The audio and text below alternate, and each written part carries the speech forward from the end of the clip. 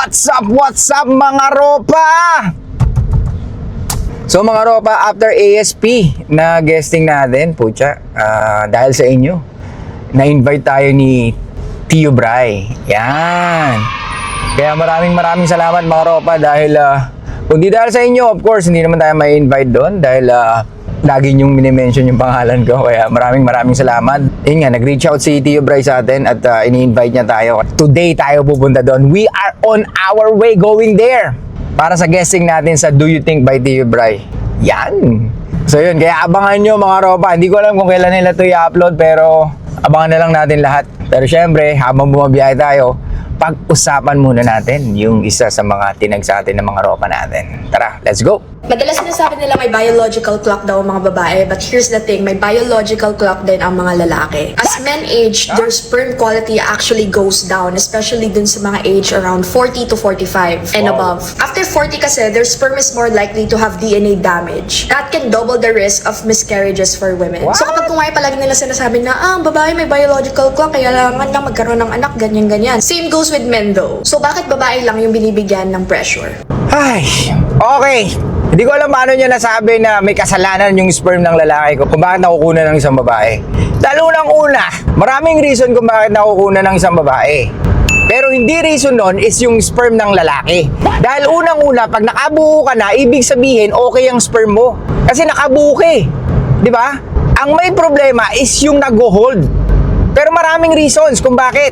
Okay? Nandyan yung age, nandyan yung lifestyle, nandyan yung hormonal imbalance, nandyan yung chromosomal abnormalities, ano pa? Health problems, ano pa? May problema sa uterus or cervix, di ba? Yes, oo, totoo, bumababa ang sperm ng lalaki as we age. Pero napakalayong maging reason nun para sabihin mo na malaglagan ka ng bata. Gets?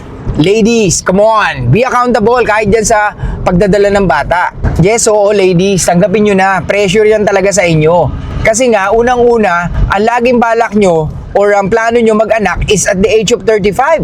Which is, yun na talaga yung medyo delikado sa kababaihan. Di ba? Choice nyo na yun eh. Hindi naman choice ng lalaki yun eh, di ba? Kasi unang-una, let's say for example, nagka-jowa ka, nagpakasal kayo. Tapos sasabihin mo, Daddy, wag muna tayo mag-baby. Gusto ko pag 35 na ako, ipon muna tayo. Well, wala namang problema doon. Pero, magiging high risk ka na.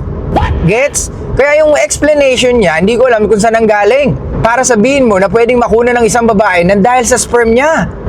Gets? Sa mga doktor na nakikinig sa atin, tama po ba ako na walang kinalaman ang sperm ng lalaki? Ang sperm ng lalaki may kinalaman para makabuo ng bata.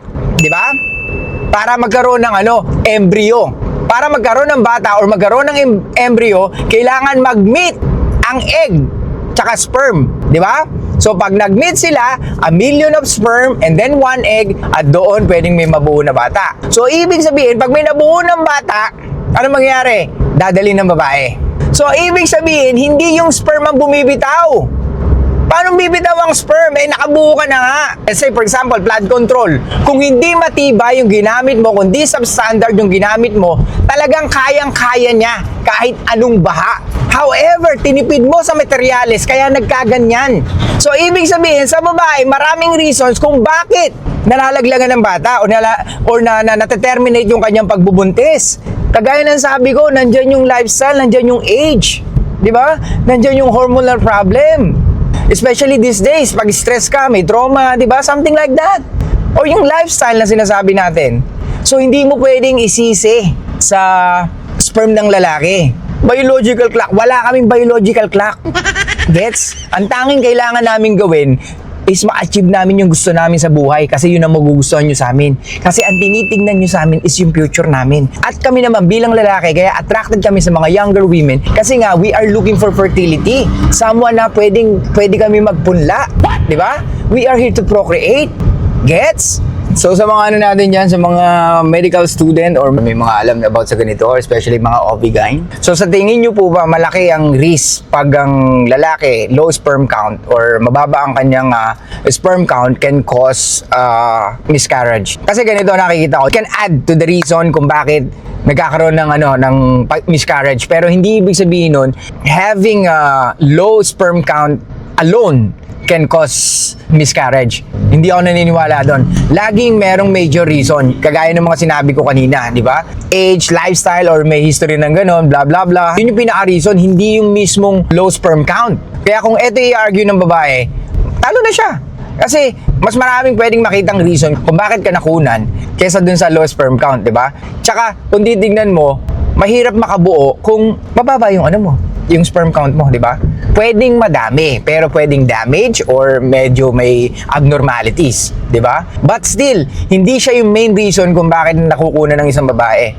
Laging merong major reason. This one can add, but not the reason or main reason kung bakit kung bakit nakukunan ng isang babae. Gets mga ropa? So kaya hindi ko alam kung bakit niya nilalaban yung biological clock ng lalaki. Dahil wala kaming biological clock. Tsaka kung meron man, kung ito man talaga yung magiging reason, napakalit na porsyento lang niya sa mga kalalakihan. Ako naniniwala ako, as long as ang lalaki healthy or active, mataas yung porsyento na kahit may edad na siya, kaya pa rin yung bumuo. Si Al Pacino, di ba? Al Pacino, ilan taon? 82? Di ba? Yung girlfriend niya, 35 ba? 35, di ba? Nabuntis niya.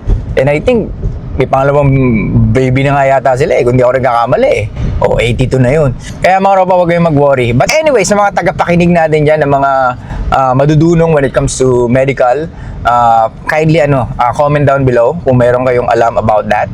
Kung ano yung pwede nyo ma-share sa amin na pwedeng kapulutan namin ng aral. Medical na yan, but of course hindi naman tayo professional. So yun nga, kaya nga natin na sinasagot din yung kanyang sinabi. It's because hindi natin nakikita na main reason alone yung nakukunan ng isang babae dahil mababa ang iyong sperm count. Kung mababa ang sperm count mo, alam mo na kaagad na mahirap bumuo, di ba?